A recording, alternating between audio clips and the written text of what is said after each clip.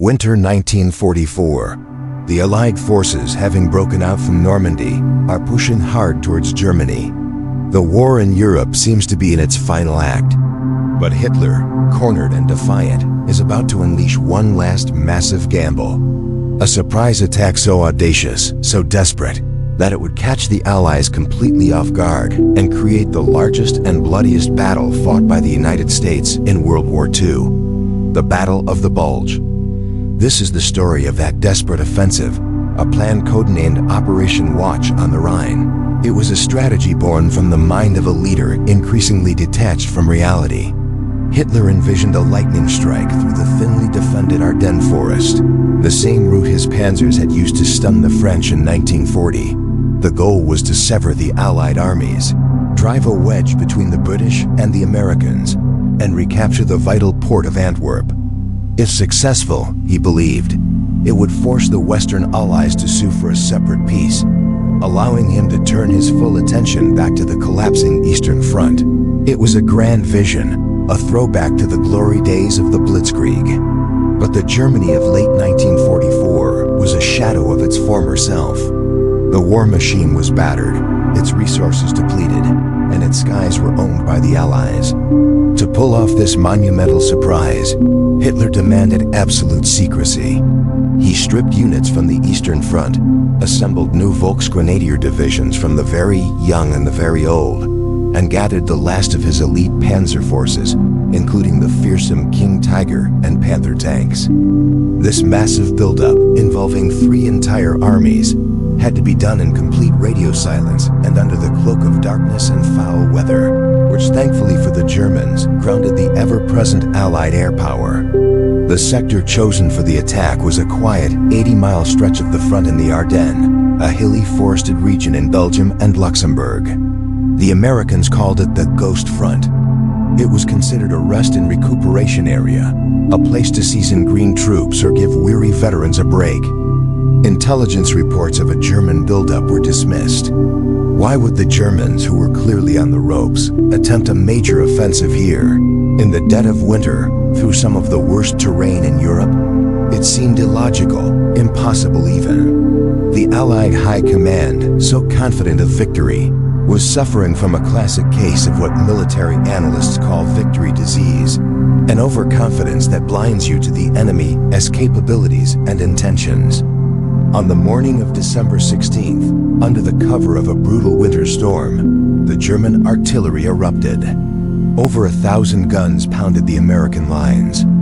Then, the infantry and tanks surged forward, emerging from the mist like phantoms. The American Gs, outnumbered and outgunned, were stunned. The initial breakthrough was a shocking success. German spearheads tore through the thin American defenses, creating the famous bulge in the Allied lines that gave the battle its name. For a moment, it seemed Hitler's insane gamble might just pay off. The fall of Antwerp seemed terrifyingly plausible. But the plan had a fatal flaw, a logistical Achilles heel so profound it was almost suicidal. The German war machine was running on fumes, literally. Germany's synthetic oil plants had been systematically bombed by the Allies, crippling their fuel production. The mighty Tiger and Panther tanks, the core of the offensive, were notorious gas guzzlers. A King Tiger tank got about half a mile to the gallon. There was simply not enough fuel to get this massive armored force all the way to Antwerp. Hitler, in his delusional optimism, had a simple answer for this critical problem. The Germans wouldn't need to bring their own fuel. They would simply capture it from the Allies. The entire operational plan, the success or failure of the last great German offensive of the war, hinged on overrunning massive American fuel depots that were supposedly just sitting there for the taking. The mission was stark: capture Allied fuel or freeze in your tracks. Among the spearhead units was the 1st SS Panzer Division, commanded by Joachim Peiper. His battle group, Kampfgruppe Peiper, was a formidable mix of the newest tanks and hardened SS troops. Their job was to race ahead of the main force, bypass resistance, and seize bridges over the Meuse River. Speed was everything. Peiper was told his initial fuel allocation would only get him about a third of the way. The rest, he was assured, would be found in captured American supply dumps. He pushed his men and machines relentlessly, leaving a trail of destruction, including the infamous Malmedy massacre. But for every mile they advanced, the fuel gauges dropped lower and lower. The promised Allied fuel dumps were either empty, moved, or heroically blown up by retreating American engineers, just moments before the panzers arrived. The deeper Piper drove into the American lines, the more desperate his situation became. He was the tip of the spear, but he was also becoming an isolated island in a sea of American resistance. The initial shock of the attack had worn off. American units, though scattered, fought back with incredible bravery. Small groups of soldiers held crucial crossroads, delaying the German advance for precious hours, then days. The epic defense of Bastogne by the 101st Airborne is the most famous example, but similar acts of heroism happened all across the Ardennes. For one German panzer colonel, the reality of the situation hit him like a physical blow. Let's call him Colonel Schmidt. He wasn't a real person, but his experience represents that of many German officers in the Bulge. Schmidt was a veteran of the Eastern Front, a seasoned commander who understood logistics. From the start, he had harbored deep private doubts about the offensive. As his column of tanks sat motionless on a congested, icy road, burning precious fuel while going nowhere, his anxiety grew. His radio man would report on the lack of progress, on the stiffening resistance, and most importantly, on the failure to capture any significant fuel supplies. One cold, gray afternoon, Schmidt stood on a ridge overlooking the valley. Below him, his formidable Panther tanks, the pride of the Wehrmacht, were not advancing. They were parked, their crews huddled against the biting wind, waiting for fuel that wasn't coming. They had outrun their supply lines, and the fantasy of captured fuel had evaporated. In that moment, watching his powerful war machines rendered impotent, not by enemy fire but by an empty fuel tank, the colonel had an epiphany. He saw the entire operation for what it was. Not a brilliant strategic stroke, but a hollow, desperate charade. It was a gambler's all-in bet with a losing hand. All the bravery of his soldiers, all the technical superiority of his tanks, all the initial success, it meant nothing without the fuel to sustain it. The Ardennes offensive wasn't a real offensive. It was a raid, a massive, suicidal raid that was doomed from the very beginning by a fundamental lack of resources. The war was lost, not just on the battlefield, but in the bombed-out factories and empty fuel depots. The powerful roar of the Panzer engine had been replaced by a deafening silence, the silence of defeat. By Christmas, the weather cleared. The Allied air forces, the feared Jabos, returned to the sky in overwhelming numbers, wreaking havoc on the exposed German columns. The tide had turned decisively. The German spearheads, out of gas and surrounded, were annihilated or forced into a grueling retreat. The Battle of the Bulge officially ended in late January 1945. It had cost both sides dearly, with over 175,000 total casualties. But for Germany, the losses were irreplaceable. They had thrown in their last strategic reserves of men and machines and had failed. The Ardennes offensive, Hitler's final gamble, did nothing but hasten the end of the Third Reich. The epiphany of our fictional colonel, watching his tank starve for fuel, was the stark truth of the campaign. A war machine, no matter how powerful, cannot run on desperation alone. The road to Antwerp was not paved with captured fuel, but with the wreckage of Germany's last hope.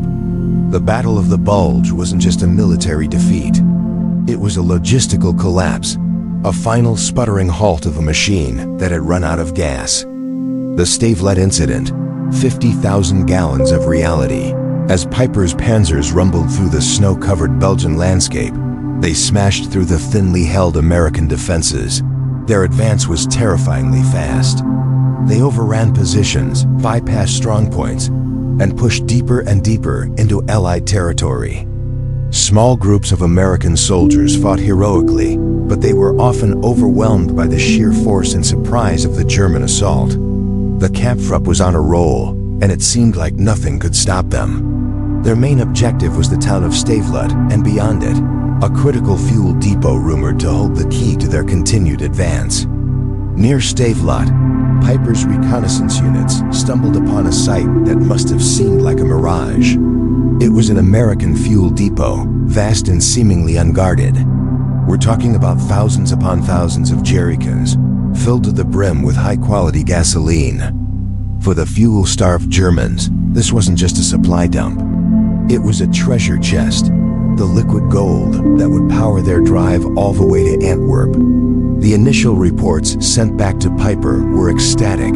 They had found it, the fuel that would win them the battle. But as German soldiers got closer and began to inspect their prize, a sense of disbelief, then shock, washed over them. This wasn't just a lot of fuel. The sheer quantity was staggering. It's estimated there were over 50,000 gallons of gasoline just sitting there. More importantly, it was high-octane fuel, far superior to the synthetic low-quality stuff their own tanks were running on. This wasn't just a forward supply point. It was a testament to the colossal industrial might of the United States. America could produce and transport so much fuel that a depot of this size was considered almost expendable. For the German soldiers who had been fighting a war of scarcity for years, this was a profound psychological blow. As Piper's main force approached, they saw a horrifying spectacle. The sky was turning black with smoke, and the air filled with the roar of a massive inferno. The small American units guarding the depot, realizing they couldn't hold it, had made a difficult but crucial decision. They weren't just going to retreat. They were going to deny the enemy his prize. They set the entire depot ablaze. Rivers of fire flowed down the streets as thousands of gallons of gasoline ignited, creating a wall of flame that blocked the German advance. The very fuel that was meant to power Piper's victory was now a barrier, a burning symbol of American resolve. It was in this moment, watching the colossal fire consume the fuel his army so desperately needed, that an SS colonel with Piper was said to have had a chilling epiphany. He stood there silently, watching the inferno. He saw not just burning fuel, but the burning of Germany's last hope. He understood that you could undefeat an enemy that could afford to burn more fuel than his own army used in an entire campaign. It was a war of logistics, of production, of sheer material advantage. In that column of black smoke, he saw the inevitable defeat of the Third Reich. The breakthrough had succeeded, but the battle was already lost. The advance of Kampfgruppe Piper would soon sputter to a halt, not from American bullets, but from empty fuel tanks. It was a silent, bitter realization that victory was impossible. This incident at Stavelot is more than just a footnote in the Battle of the Bulge. It's a powerful story about the true nature of modern warfare. It wasn't just about tactics or fighting spirit. It was about the overwhelming power of logistics and industrial production. The American ability to produce and supply its forces on such an immense scale was a weapon in itself, one that Germany simply could not match. The burning fuel depot was a stark reminder that battles are won by soldiers, but wars are won by factories, supply lines, and economies. The failure of Kampfgruppe Piper to capture that fuel was a critical turning point. Their advance stalled, and the momentum of the entire German offensive was broken. The panzers that were supposed to be racing towards the Meuse ran dry and were abandoned by their crews, becoming easy targets for Allied air power and artillery. Piper and his remaining men were eventually forced to retreat on foot, their armored spearheads shattered. The Ardennes offensive, Hitler's final roll of the dice, had failed. That silent colonel, watching the flames, understood a fundamental truth that day. The war was already over. The rest was just a matter of time. The sheer abundance of American resources created a psychological impact, just as devastating as any bomb or shell. It created a sense of futility. How could you win against an enemy who viewed a king's ransom in fuel as something they could simply set on fire and walk away from? It was a moment of clarity born from the ashes of their own hopes, fueled by 50,000 gallons of American gasoline. The arsenal of democracy versus the failing Reich. Imagine the scene. It's late 1944. The German officer, a veteran of the brutal Eastern Front, is now a prisoner of the Americans. He's being transported from the front lines, and what he witnesses leaves him utterly speechless. He sees endless convoys of American trucks, each one laden with supplies, rumbling past him day and night. He sees mountains of crates, barrels of fuel, and stacks of ammunition just piled up by the roadside, seemingly without a care in the world. To a man who had fought tooth and nail for every single bullet and every liter of fuel, this casual display of overwhelming abundance was more terrifying than any tank assault. This was the arsenal of democracy in action, a relentless, unstoppable force of production that Germany simply could not match. The colonel's journey to the rear echelons of the American army was a revelation. He watched as American soldiers discarded half-eaten meals and casually tossed away perfectly good equipment for newer models. He saw mechanics swapping out entire truck engines by the roadside in a matter of hours, a feat that would have been a major depot-level repair in the German army. This wasn't just wastefulness. It was the wastefulness of a nation so rich and so productive that it didn't need to be frugal. This industrial power was personified by one of the greatest logistical achievements in history, the Red Ball Express. After the D-Day landings, the Allied armies were advancing so quickly across France that their supply lines were stretched to the breaking point. The solution was the Red Ball Express, a massive non-stop truck convoy system that ran 24 hours a day, 7 days a week. It was a one-way loop of roads dedicated exclusively to supply trucks, marked with red balls to guide the drivers. The vast majority of these drivers were African-American soldiers, working in grueling conditions, often driving for days with little sleep, to keep the front lines fed, fueled, and armed. At its peak, this express was delivering over 12,000 tons of supplies every single day. For the German colonel, seeing this constant, roaring river of material flowing to the front was a sobering sight. It was a logistical miracle that his own side could only dream of. Now let's contrast this with the situation in Germany. The Third Reich had gambled on a short war, a series of quick, decisive blitzkrieg victories. Its industrial base was simply not prepared for a long drawn-out conflict of attrition. A critical weakness was fuel. Germany had very few natural oil reserves, so it relied heavily on synthetic fuel produced from coal through a complex and vulnerable process. Albert Speer, Hitler's Minister of Armaments, knew this was their Achilles heel. Starting in the spring of 1944, the Allies began a systematic and devastating bombing campaign targeting these synthetic fuel plants. The effect was catastrophic. Within months, Germany's fuel production was slashed by over 90%. The mighty Luftwaffe was grounded, not for a lack of planes or pilots, but for a lack of fuel. Panzer divisions, the pride of the German army, were literally left stranded, unable to move. New advanced tanks like the Tiger II sat idle, becoming little more than static pillboxes. While American Shermans were guzzling gasoline, German panzers were running on fumes. This synthetic failure wasn't just a setback, it was the dying breath of the German war industry. The war machine was slowly, inexorably choking to death. The difference in industrial capacity was also starkly illustrated by a simple comparison: horses versus horsepower. We have this image of the German army as a fully mechanized, modern force. The reality was very different. Throughout the war, the German military relied heavily on horses. In fact, they used over 2.7 million horses, far more than in World War I. The majority of their artillery and supply wagons were horse-drawn, especially on the vast expanses of the Eastern Front. This reliance on animal power made their logistics slow, cumbersome, and vulnerable. In contrast, the American Army was almost completely motorized. The iconic 2.5-ton truck, the Deuce and a Half, and the versatile Jeep were everywhere. The U.S. produced hundreds of thousands of these vehicles.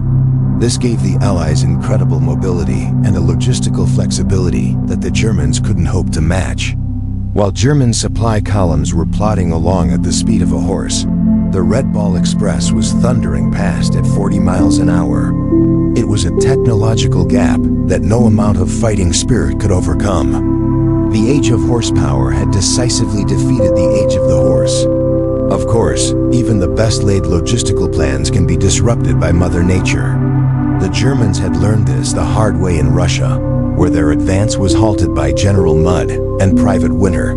The autumn rains turned the unpaved roads into impassable quagmires, and the brutal winter froze their equipment and their men. But in the West, these same enemies of motion proved to be a far greater problem for the Germans than for the Allies. When the rains came in the autumn of 1944, the horse-drawn German supply lines bogged down completely.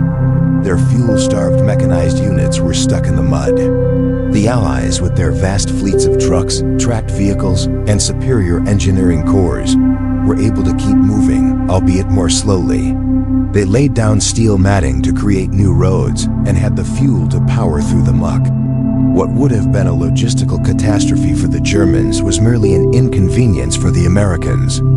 The weather exposed, yet again, the fundamental fragility of the German supply system compared to the robust, redundant, and well-oiled machine of the Allies. So we returned to our German colonel, observing this all from his position as a prisoner. He later recounted his thoughts, saying that for him, the war was lost not on the battlefield, but on the assembly lines of Detroit.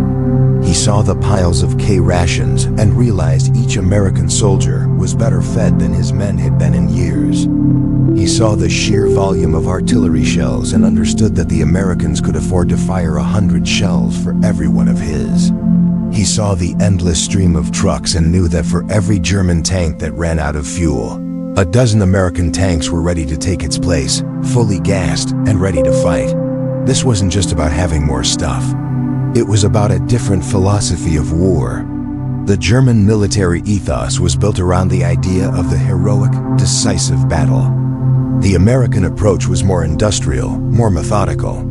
It was about overwhelming the enemy with a relentless, crushing weight of material. The American soldier might not have been a Superman, but he was the best fed, best clothed, and best supplied soldier in the world. And he was backed by an industrial engine that could replace every loss, repair every vehicle, and fill every depot.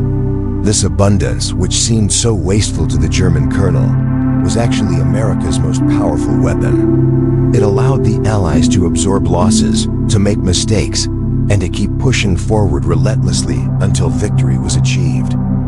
The colonel's epiphany is a powerful lesson. It teaches us that modern warfare is a contest of economies and industries as much as it is a contest of armies. The courage of the individual soldier is vital, but that courage is useless without the fuel to move, the food to eat, and the ammunition to fight. The story of the Red Ball Express, the synthetic fuel crisis, and the sheer productive power of the United States is the hidden history of how the war in Europe was won. It's a story of logistics, the unglamorous but absolutely essential fuel of victory. Psychological collapse. When the propaganda dies, the official narrative was simple and intoxicating. Germany was on an unstoppable march to glory. Every broadcast, every newspaper headline screamed of victories and the imminent collapse of their enemies. But Colonel Schneider, a veteran officer with a keen eye for logistics and strategy, started noticing a terrifying disconnect between what he was told and what he was seeing with his own eyes. The promise of a swift victory had dissolved into a grinding, bloody war of attrition against an enemy that seemed to possess an inexhaustible supply of men and material. The lie of final victory was a powerful drug, but its effects were wearing off. Schneider's disillusionment began with numbers. His intelligence reports painted a grim picture. For every German tank they managed to field, the Soviets were producing 5, maybe 10. For every artillery shell they fired, a storm of steel rained down in response. He was facing an industrial giant that had awakened with a terrible fury. This wasn't a contest of will or Aryan superiority. It was a battle of production lines, of steel mills and oil refineries. The propaganda had promised a clash of warriors, but Schneider was caught in a war of factories. In the frozen trenches, the morale of his men mirrored his own growing despair. These weren't the triumphant soldiers from the early newsreels. They were exhausted, frostbitten, and perpetually undersupplied. They would tell him stories that never made it into the official reports. They spoke of facing waves of Soviet T-34 tanks, not with their own mighty panzers, but with inadequate anti-tank rifles. They saw endless columns of American-made Studebaker trucks, ferrying fresh Soviet troops and supplies to the front, a logistical miracle their own army could only dream of. The soldiers knew the truth long before the high command was willing to admit it. They saw the sheer, overwhelming material superiority of the Allies. They felt it in the empty feeling in their stomachs and the constant, deafening roar of enemy artillery.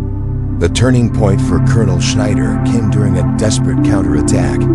His unit, equipped with some of the most advanced tanks in the world at the time, the formidable Tiger and Panther tanks, managed to achieve a tactical victory, destroying dozens of Soviet armored vehicles. But it was a hollow triumph.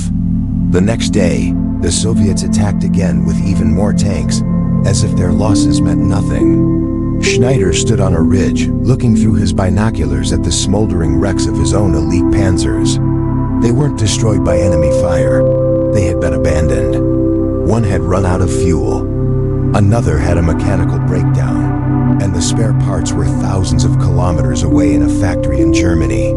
A third was simply stuck in the mud, too heavy for the primitive Russian roads. That was his epiphany. It hit him with the force of a physical blow. He realized in that moment that Germany was not fighting against men. They were not even just fighting against tanks or planes. They were fighting an entire industrial ecosystem. They were fighting the Ford factory in Detroit, the steel mills of the Urals, and the oil fields of Texas. His superbly engineered, mechanically complex, and fuel-guzzling Tiger tank was a masterpiece of design, but it was also a logistical nightmare. In contrast, the Soviet T-34 was crude, simple, and could be repaired with a hammer and a wrench. And they were being churned out by the tens of thousands. His men weren't being defeated by better soldiers. They were being crushed by an avalanche of steel. The war had already been lost, not on the battlefield, but on the factory floors of the Allied nations. Why were these world-class tanks left behind? The answer was tragically simple. The Tiger tank was a mechanical marvel, but it consumed fuel at an astronomical rate and was notoriously unreliable. It required a team of specialized mechanics and a constant stream of spare parts that the crumbling German supply chain simply couldn't provide. So these 57-ton steel beasts, the pride of the Panzerwaffe, were often abandoned for the most mundane reasons. They were monuments to a philosophy of over-engineering, a fatal flaw when facing an enemy who prioritized mass production and reliability over perfection. Each abandoned Tiger was a testament to Germany's inability to sustain its own war machine. It was a symbol of a nation that had bet everything on a short, decisive war, and now found itself trapped in a long industrial slugging match it could never hope to win. Compelled by what he had witnessed, Colonel Schneider took an immense risk. He wrote a detailed, brutally honest report. He bypassed the usual chain of command, fearing his words would be censored or ignored by career-obsessed generals. He laid out the stark reality. The industrial might of the Allies was insurmountable. He detailed the fuel shortages, the spare parts crisis, the logistical collapse, and the simple, terrifying math of production numbers. He argued that no amount of fighting spirit or tactical genius could overcome this material deficit. He concluded that the war was lost and that to continue fighting would only lead to the senseless destruction of Germany. He sent the report directly to Hitler's headquarters, a desperate plea for reason from the frozen hell of the Eastern Front. But the report was never read by Hitler. It was intercepted by an adjutant who deemed its contents to be defeatist and demoralizing. The truth from the front line was too bleak, too contrary to the fantasy world being maintained in the Führer's bunker. The officer buried the report, dismissing it as the ravings of a shell-shocked colonel. And so the war machine ground on for another 2 bloody years, consuming millions more lives, all because the leadership refused to face the reality that alone Colonel had seen so clearly amidst the abandoned giants on a Russian plain. Schneider's epiphany, the truth that could have saved countless people, was lost to the echo chamber of delusion. It's a chilling reminder that in war, the most powerful weapon can be the truth, and the most fatal weakness is the refusal to listen to it. The bitter end. Lessons of the fuel depot. The retreat that followed was a nightmare. The once mighty panzer tanks, the steel beasts that had blitzed across Europe, were now nothing more than static iron coffins, abandoned on icy roadsides. Crews, some of the best trained tankers in the world, either surrendered or joined the long freezing trudge back to Germany on foot. The colonel walked with his men. He saw the faces of boys, barely old enough to shave, hollowed out by cold and despair. He saw the consequences of a high command that had bet everything on a short, glorious charge, ignoring the mundane, brutal reality of logistics. How could they have been so blind? The Americans seemed to have an endless supply of everything. Their trucks, the famous deuce and a halves, ran in constant convoys, day and night, forming the legendary Red Ball Express. They didn't just bring fuel. They brought food, ammunition, winter clothing, even mail from home. The German war machine, in stark contrast, was starving. This failure in the Ardennes wasn't an isolated incident. It was the final act in a tragedy that began years earlier on the plains of Russia. The push towards Moscow, the Caucasus oil fields, it was all a desperate gamble for resources, for the very lifeblood of a mechanized army. The colonel, a veteran of the Eastern Front, remembered the long overstretched supply lines, the partisans sabotaging railways, the brutal winters that froze engine oil solid. Germany was a nation with a world-class army and a third-rate supply chain. They had brilliant engineers who designed the Tiger and Panther tanks, but they couldn't produce enough of them, and more importantly, they couldn't keep them fueled and running at the front. From the scorching deserts of North Africa, where Rommel's advance was halted by a lack of petrol, to the final desperate defense of Berlin, the story was the same. The German soldier was often asked to do the impossible with next to nothing. As Soviet tanks, simple but effective T-34s, rolled into the ruins of the capital, fueled by American Lend-Lease and their own vast oil reserves, the domino effect was complete. The fire the colonel saw in the Ardennes was just a prelude to the Doppert Meeren engulfing the entire Reich. The Second World War wasn't just a clash of ideologies or armies. It was a war of production lines and supply chains. It created a logistics legacy that defines modern warfare to this day. The American approach, often derided by German officers as materialistic and unheroic, proved decisive.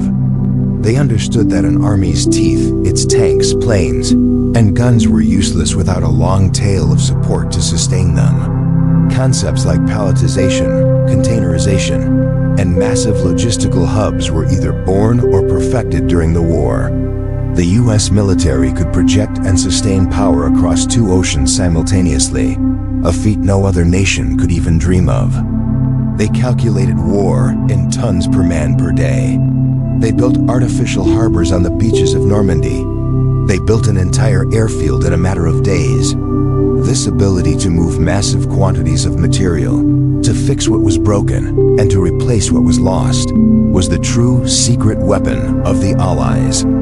It was a lesson learned in blood and steel, a lesson that military planners around the world have never forgotten. Logistics became its own science, a critical component of strategic planning, not just an afterthought. And what became of our colonel? He survived the war. He was captured by the Americans shortly after the retreat from the Ardennes, ironically saving him from the final meat grinder in the east. In the relative comfort of a prisoner of war camp, he had time to reflect. He spoke at length with his American interrogators, men who were genuinely curious about the perspective of a professional German officer. He described his epiphany at the fuel depot. The moment he understood the war was truly lost, not because of a lack of fighting spirit, but a lack of gasoline. He didn't make excuses for the regime he served, but he explained the fatal flaw in its military thinking. He became a witness to history, one of the many who saw the end coming not in a glorious battle, but in the quiet sputtering of an engine running on empty. After the war, he contributed his expertise to the new German army, the Bundeswehr, an army integrated into NATO, an alliance built on the very principles of logistical cooperation and overwhelming material superiority that had defeated him. His life became a quiet testament to the lesson he learned in fire. So, we left with a timeless question in the study of warfare. Can bravery ever truly overcome production? The German soldier of World War II was, by most accounts, a formidable fighter. They were well-trained, disciplined, and often brilliantly led at the tactical level. They achieved things on the battlefield that were, frankly, astounding. But they were fighting a war against opponents who could produce 10 tanks for everyone they lost, who could pave roads to the front line, and who could keep their machines endlessly supplied with fuel and ammunition. The Colonel's story shows us that courage is a finite resource, one that can be exhausted by hunger, cold, and the despair of watching your state-of-the-art tank become an immobile target for one of a few gallons of fuel. In the end, modern war is an industrial equation. And in World War II, the Allies simply had the better math. The fuel of victory flows from the factory and the oil well, and no amount of heroism can change that. Thanks for watching. If you found this slice of history interesting, be sure to hit that like button and subscribe for more stories you might not have heard. Let us know your thoughts in the comments below. See you next time.